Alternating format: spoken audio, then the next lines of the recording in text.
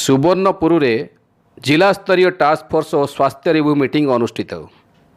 सुवर्णपुर जिलापाल श्रीमती अबोली नरवण अध्यक्षतार सम्मिलनी कक्ष में जिला स्तरीय टास्क फोर्स और स्वास्थ्य रिव्यू मीटिंग अनुष्ठित हो जाए। बैठक में माँ और शिशु स्वास्थ्य संपर्कित विभिन्न कार्यक्रम उपर पुंखानुपुंख आलोचना करा जाई परवर्ती कार्यपंथा स्थिर करा जाइथिला।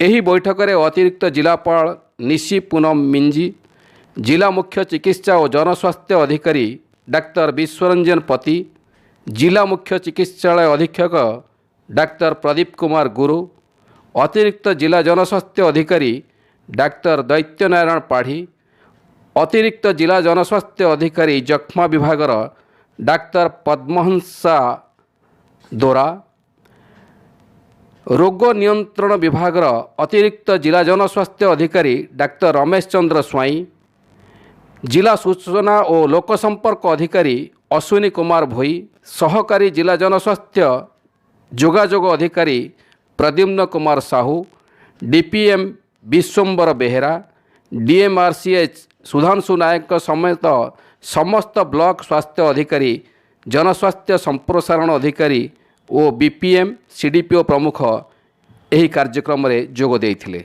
सोनपुर गोपीनाथ महाकुण रिपोर्ट एसएस न्यूज ओडिया।